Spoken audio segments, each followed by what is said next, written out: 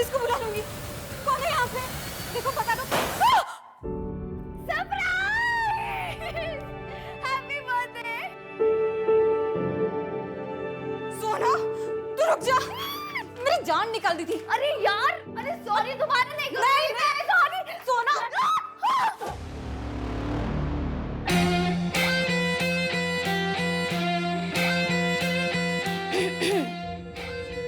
Hello lovers, birthday मेरा है ना, तो मुझ पे भी थोड़ा ध्यान दे दो। पार्टी शुरू करते हैं ना? चलो। केक ले आओ। एक कपिल कंफर्म आएगा ना? उसने बोला है कि वो सीधा कैफे आएगा, तेरे लिए सरप्राइज गिफ्ट लेने गया है। हाँ? हाँ। दादा आप मुझे क्या देने वाले हो?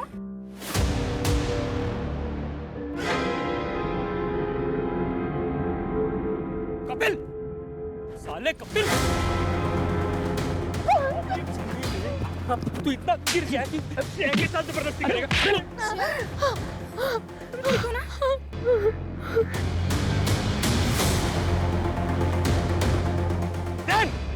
एक बार बाहर आने दे, साले छोड़ूंगा नहीं, याद रखना, छोड़ूंगा नहीं तेरे को।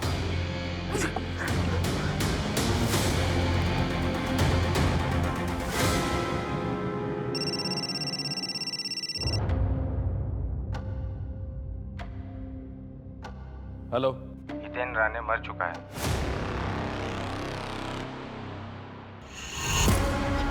अरे झिंगुर, दो चार लोगों का सपोर्ट क्या मिल गया तेरे को? तू प्रफुल्ल मोरे के खिलाफ खड़ा रहेगा? औकात है तेरी? 15 वर्ष झाली नगरसेवकाच्या खुर्चीवर आहे मी। तू क्या, तेरा बाप भी आएगा ना, तो भी उखाड़ नहीं पाएगा कुछ। लोकांचे पैसे खाल्ले तुम्हें मोरे साहब, धोखा दे रहे हो आप उनको, ये गलत है। और आरटीआई भी यही दिखा रही है। आरटीआई फिरटिया का नाटक मेरे सामने मत कर, समझा ना? हाँ, ज्यादा होशियारपना किया ना, काट के फेंक दूंगा। चल निकल, घेऊन जा रे याला। सर, हितेन का बिजनेस पार्टनर रितेश हितेन के मर्डर वाली रात से ही गायब है। उसका फोन भी बंद आ रहा है। सर, हितेन की बीवी आई सर। बुलाओ। सर, हितेन तो बहुत अच्छे आदमी थे, वो तो सबकी मदद करते थे, फिर उनके साथ। अब बैठिए प्लीज। अब कहिए, क्या कहना चाहते हैं? वो किंजल कहाँ है? किंजल को हम ढूंढने की पूरी कोशिश कर रहे हैं। हमें लगता है किंजल को किडनैप किया गया। एक बात बताइए, क्या किंजल का कोई बॉयफ्रेंड था? नहीं सर, उसने ऐसा तो कुछ मुझे कभी नहीं बताया। कुछ भी आपको याद आए हमें जरूर बताइएगा। किंजल के बारे में छोटी सी छोटी बात हमारे लिए बहुत मायने रखती है। जी सर। हाँ सर, याद आया, वो दिन जब हितेन और किंजल ऑफिस से निकले थे, तो हितेन का मुझे फ़ोन आया था कि किंजल की कोई दोस्त पायल, उसका एक्सीडेंट हो गया है, तो वो किंजल को हॉस्पिटल छोड़कर घर आएंगे। पर फिर वो घर ही नहीं लौटे। मैंने उन्हें फ़ोन किया था, उनका फ़ोन बंद आ रहा था। फिर मैंने किंजल और रितेश को भी ट्राई किया, पर उनका भी फ़ोन नहीं लगा। ठीक।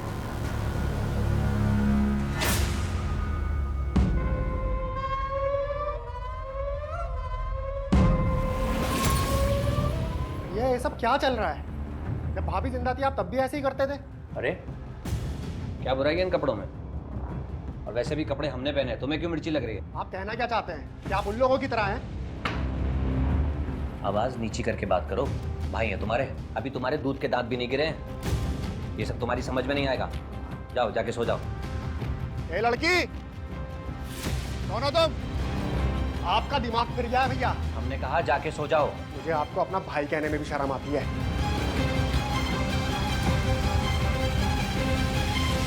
36 murder on rape. Why? What were we thinking? Targets कैसे करते थे? वीना मालिक, ये लास्ट विक्टिम थी ना? डिम्पल, गड्ढे आते थे उनके गाल पे, हमको बहुत पसंद है।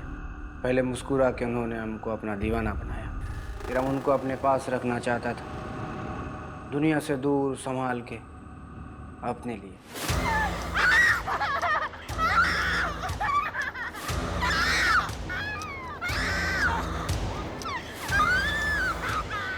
Ha ha ha!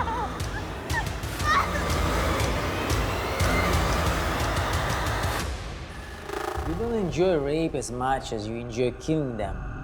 You get high on killing someone. What else do you feel? Yes, yes. Killing. I love killing. आप लोग मेरे साथ अपना वक्त को बर्बाद कर रहे हैं। आप लोगों ने हमको तो पकड़ लिया, लेकिन उसको कैसे पकड़ोगे जो तुम्हारा हिंदुस्तान में एक बड़े मकसद को अंजाम देने वाला है? उसको किसको? मकसद क्या है? नाम क्या है उसका? उसका नाम तो किसी को भी मालूम नहीं, लेकिन जो मकसद है उसका आगाज हो चुका है। भैया, सोनावला की जमीन आपने क्या सोचकर बेच दी? अपना पॉलिटिकल करियर, मेरी इज्जत, इन सब की तो आपको परवाह है नहीं।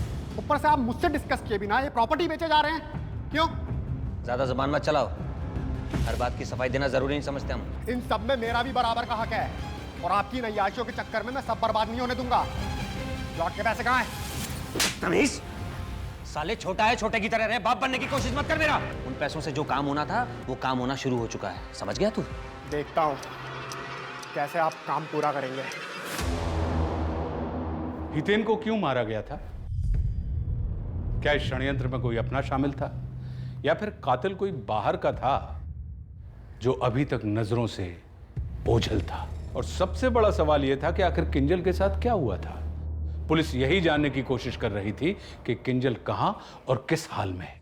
ये हितेन के बिजनेस पार्टनर रितेश के बारे में कुछ पता चला? नहीं सर, अभी तक तो नहीं। सर, मर्डर वाले दिन किंजल की तो स्पाई हॉस्पिटल में एडमिट नहीं थी। इनफैक्ट किंजल के साथ उसकी कोई बातचीत भी नहीं हुई थी। तो फिर किंजल ने झूठ क्यों बोला? सर, वही तो समझ में नहीं आ रहा। ये देखिए सर, कॉल रिकॉर्ड्स के मुताबिक हितेन ने आखिरी कॉल सोना को किया था, लेकिन किंजल को आखिरी कॉल किसी कपिल म्हात्रे का आया था। ऐसा करके क्या हो जाएगा? सर, ये कपिल हिस्ट्री शीटर है। 2019 में अटेम्प्ट टू रेप के चार्ज पर 1.5 साल जेल में था, और अभी 1 महीने पहले किंजल ने खुद मोलेस्टेशन का केस फाइल किया था, और 1 हफ्ते बाद उसने खुद वापस भी ले लिया। मेरा प्यार, मेरी जिंदगी, मेरी आजादी, यहाँ तक कि मेरी इज्जत तक की वाट लगा दी। सब बराबर कर दूंगा। कपिल, कपिल क्या कर रहा? छोड़ो मुझे, कपिल छोड़ो तो। कपिल, कपिल छोड़ो, जाने दो। कपिल, साले तेरी इतनी हिम्मत! मेरी बात को छूने की हिम्मत कैसे की तू? औकात भूल गया साले, औकात भूल गया। Hello, police station. मैंने आप लोगों से ये बात पहले इसलिए हमेशा के लिए चला जाएगा, और इसी शर्त पे किंजल ने केस वापस लिया था। मिसेस रानी, क्या अभी भी कुछ ऐसा है जो अब तक आपने हमें ना बताया हो?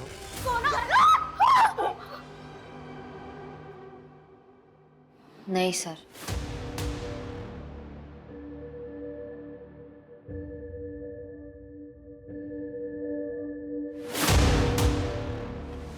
सर, कपिल के कॉल रिकॉर्ड्स आ गए हैं। कपिल का फोन उसी जगह पे एक्टिव था जहां हमें हितेन की डेड बॉडी मिली। पाटिल, काफी चांसेस हैं कि किंजल को कपिल ने ही किडनैप करके कहीं रखा हो। ये कपिल को जल्द से जल्द ढूंढना होगा। सब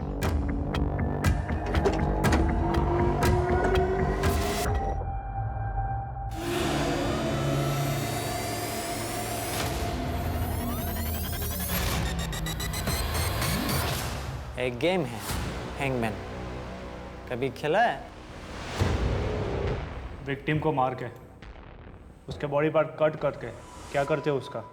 ट्रॉफी की तरह यूज करते थे या उसे खाते थे?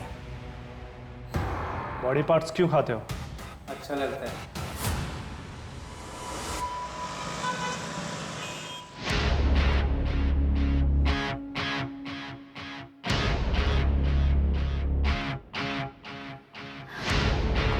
Thank you so much.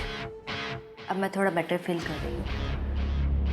Mom के जाने के बाद बिल्कुल अकेली हो गई। आई होप इससे थोड़ा फ़ायदा हो। बिल्कुल होगा। 2 हफ्ते के अंदर तुम्हें तुम्हारा ट्रू लव मिल जाएगा।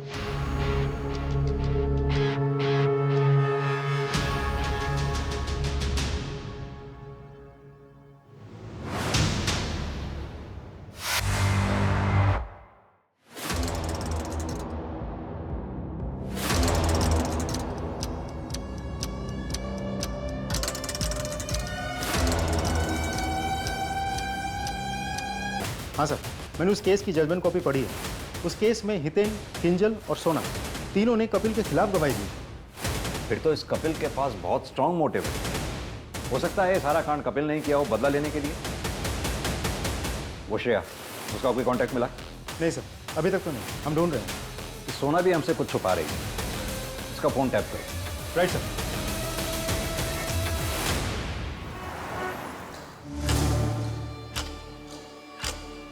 ये पाक आब है, मैंने दुआ पढ़ी, इसे आप अपने शोहर को खाने में मिला कर दे देना। जी।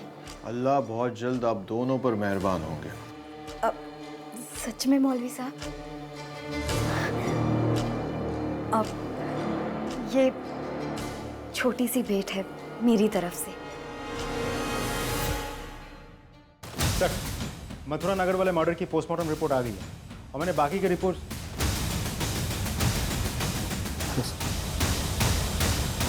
रितेश, तुम अब तक कहाँ थे तुम? सर वो एक्चुअली जिस दिन ये हादसा हुआ मैं उसी रात माता रानी के दर्शन करने के लिए निकल गया था। रास्ते में नेटवर्क नहीं था तो कुछ पता ही नहीं चल पाया सर। सर मैं तो अब भी शॉक में हूँ। हितेन सिर्फ मेरा बिजनेस पार्टनर नहीं था सर, मेरा बेस्ट फ्रेंड भी था।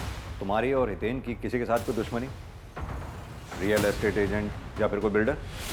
नहीं सर, ऐसा तो कुछ नहीं था। और वैसे भी हितेन सबके साथ बहुत अच्छे से रहता था, सिवाय प्रफुल्ल मोरे के।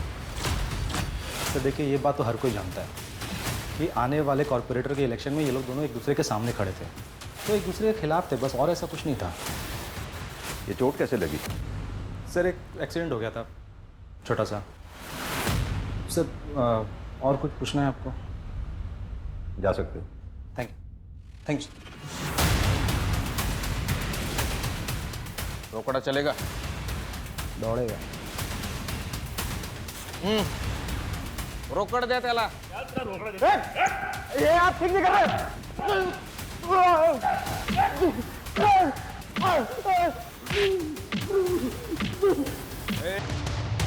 बस हमारा झगड़ा हुआ था किसी बात को लेकर। झगड़ा किस बात पे हुआ था? उनके पहनावे को लेकर। What? विनोद राठी ऐसे कपड़े खुद पहनते थे? जाहिर सी बात है, बहुत शर्मिंदगी महसूस होती होगी फिर। सर, मैं हितेन और रितेश की कंपनी के फाइनेंशियल रिकॉर्ड्स चेक कर रहा था। सर कुछ तो झोल है, देखिए।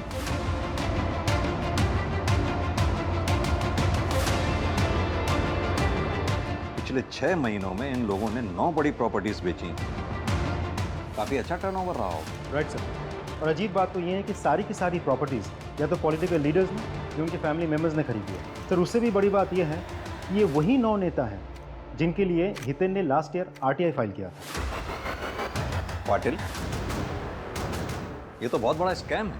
यानी कि ये लोग आरटीआई से इंफॉर्मेशन निकालकर उन पॉलिटिकल लीडर्स को ब्लैकमेल कर रहे थे। एक काम करो, रितेश को उठाओ और तोड़ो, पता करो इस कांड में उसके साथ और कौन कौन शामिल था। सर, ये तो पूरा गेम ही पलट गया।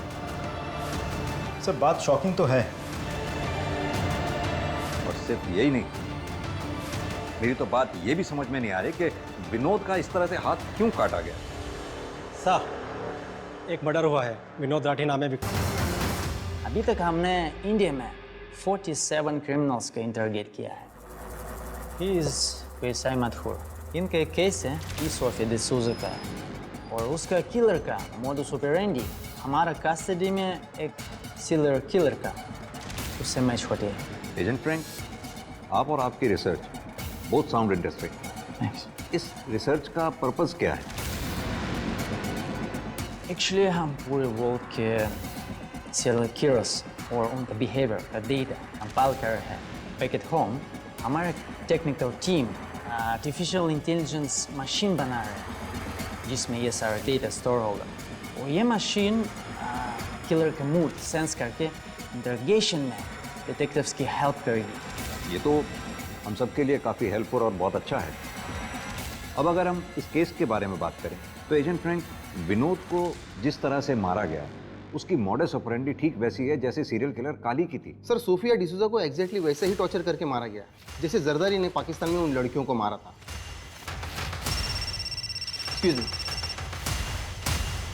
Hello, what?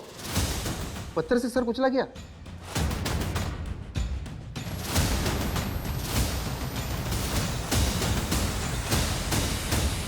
Stoneman in our custody, one of the 47 serial killers. लेकिन सर सोफिया के मर्डर से 2 दिन पहले ही जरदारी को अरेस्ट कर लिया गया था। जरदारी उसका किलर नहीं हो सकता। सर विनोद का मर्डर पुणे में हुआ था, लेकिन ठीक उसी वक्त दिल्ली में काली दूसरा मर्डर कर रहा था, जिसके लिए वो बाद में पकड़ा भी गया था। एंड ऑल्सो जिस वक्त नज़मा का मर्डर हुआ सतीश हमारे कस्टडी में था। आप लोग ये कहना चाहते हैं हम 3 अलग अलग सीरियल किलर्स को ढूंढ रहे हैं, या फिर कोई एक शख्स है जो इन सीरियल किलर्स को फॉलो कर रहा है, कॉपी कर रहा है? नहीं सर, मुझे नहीं लगता इन तीनों मर्डर्स के बीच आपस में कोई कनेक्शन है। वेंकट एक स्टॉकर था, तो ऐसा हो भी सकता है कि वेंकट ने ही सोफिया को टॉर्चर किया और उसे मार डाला। और ये भी हो सकता है कि विनोद का भाई प्रमोद वही कातिल हो और हमें सिर्फ उलझाने के लिए जानबूझकर उसने विनोद का हाथ काट दिया हो। अब बाकी बची नज़मा, आई एम श्योर उसके केस में भी हमें आगे जाके सस्पेक्ट्स मिल ही जाएंगे।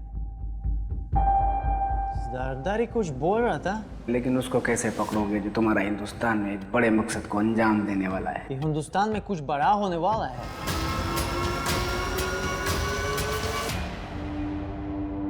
सर पिछले 1 हफ्ते में जरदारी, सतीश और काली तीनों ने एक ही साथ अपनी अपनी तबीयत खराब होने की शिकायत की और बाकायदा मेडिकल फॉर्म्स फिलअप करके भेजे। सर मैंने एडमिन ऑफिस में बोल दिया है, वो सारे फॉर्म्स रोक के रखे। पाटिल, इन तीनों किलर्स का एक साथ बीमार होना इत्तेफाक नहीं हो सकता।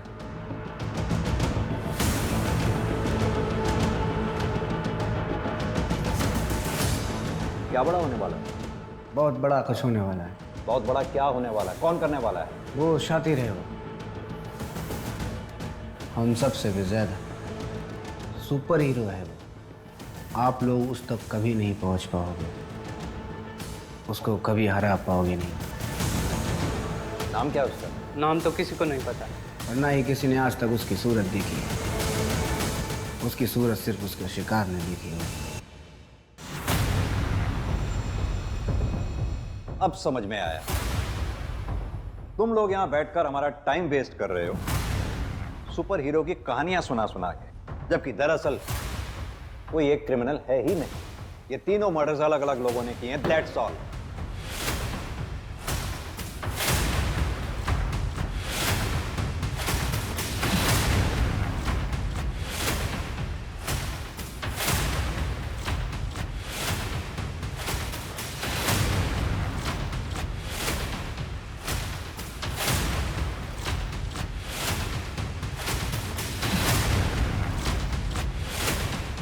पुलिस अपना पासा फेंककर जाल बिछा चुकी थी, लेकिन अपराधी को पकड़ना इतना आसान नहीं था। शिकार शिकारी से 2 कदम आगे था। क्या ऐसे में उसका जाल में फंसना केवल एक अधूरी मंशा ही बनकर रह जाने वाला था?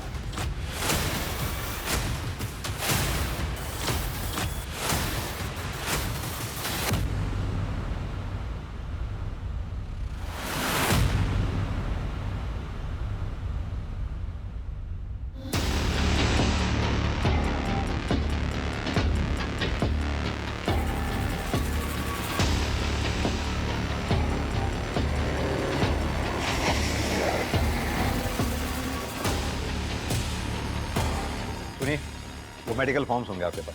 सर पोस्टमैन ले गया, 5 मिनट पहले ही निकले, ज़्यादा दूर नहीं गया होगा।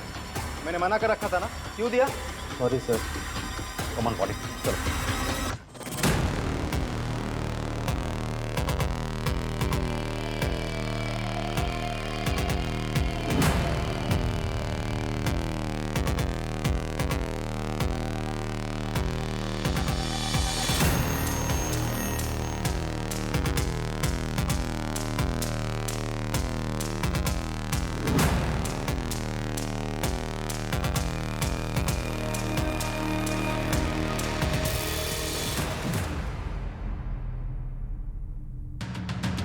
मन करता है दुनिया से कहीं भाग जाऊं। कुछ समझ में आया पाटिल? वायरस यानी पुलिस इनके पीछे पड़ी थी। और ये किस किसके हैं? सतीश और ये काली। यानी कि हमारे जाने के बाद तुम्हारे तीनों दोस्तों ने इन मेडिकल फॉर्म्स के जरिए तुम्हें अलर्ट करना चाहा। इंस्पेक्टर साहब, ऐसे दूसरों के लेटर पढ़ा नहीं करते।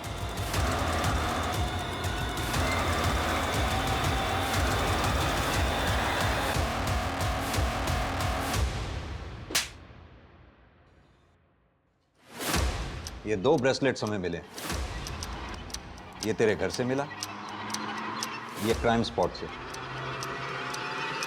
किंजल का है ये। कहाँ है किंजल? बहुत आसान था उसे बेवकूफ बनाना, मेरे प्यार के जाल में फंसाना। क्या कर रही है तू?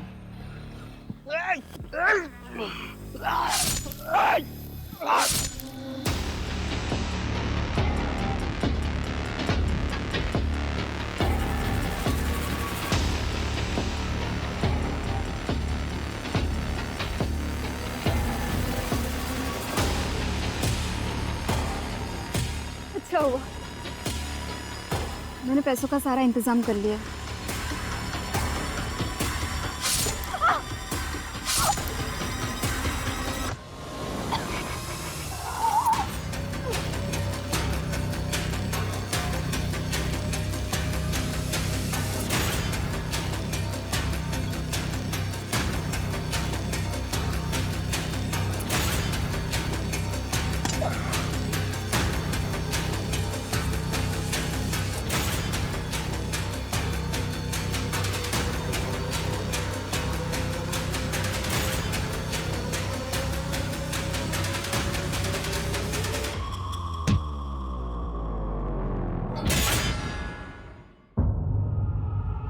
इन सीरियल किलर से क्यों और कैसे कांटेक्ट किया करता था? 5 साल पहले जब इमरान पहली बार पुणे आया था तब मेरी उससे मुलाकात हुई थी, और सतीश तो मेरा क्लाइंट ही था।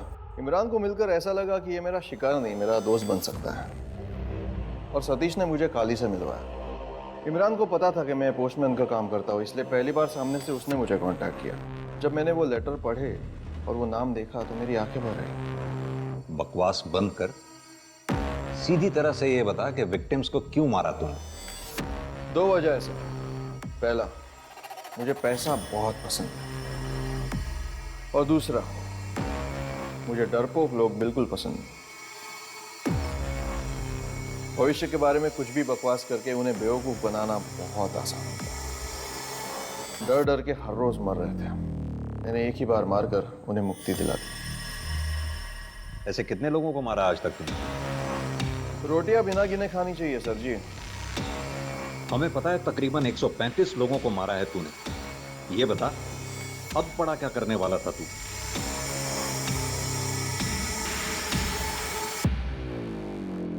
जितने क्रिमिनल से बात हुई, यह सबसे अजीब लग रहा है। I am intrigued. Yes, I agree agent Frank. मैंने अपने 22 साल के करियर में ऐसा क्रिमिनल नहीं देखा जो इतना काम एंड कंपोज्ड। एक बार भी उसका ब्रेन हाइपर नहीं हुआ। Very strange. सचिन वर्मा उर्फ ज्योतिष योगेश कालरा एक निहायत ही धूर्त, कुटिल और कट्टर अपराधी था। सचिन की आपराधिक सोच की पूरी व्याख्या करने और उसके मनोविचारों के बारे में जानने के लिए उस पर पॉलीग्राफ टेस्ट और ब्रेन फिंगरप्रिंट टेस्ट दोनों किए गए, जिसके तहत पुलिस को पता चला कि वास्तव में लोगों को मारकर सचिन को मानसिक और शारीरिक संतुष्टि मिलती थी। शरीर से किसी की जान जाती देखकर वो बहुत खुश और उत्सुक हो जाता था। दुनिया में सचिन जैसे ढोंगी और साजिशखोर भरे पड़े हैं। इसलिए जरूरी है कि हम हमेशा अपनी आंखें खुली रखें, क्योंकि किसी भी क्षण हमारे विश्वास और हमारे डर को हमारी कमजोरी बनाकर हमारे खिलाफ ही इस्तेमाल किया जा सकता है। और दांव पर सिर्फ हमारी संपत्ति ही नहीं, हमारी अपनी और अपनों की जान भी हो सकती है। और इसी के साथ हमारा शातिर क्रिमिनल्स का यह नया अध्याय अभी के लिए समाप्त होता है। और मैं आशुतोष राणा अपने क्राइम पेट्रोल सतर्क के आखिरी एपिसोड में आप सभी से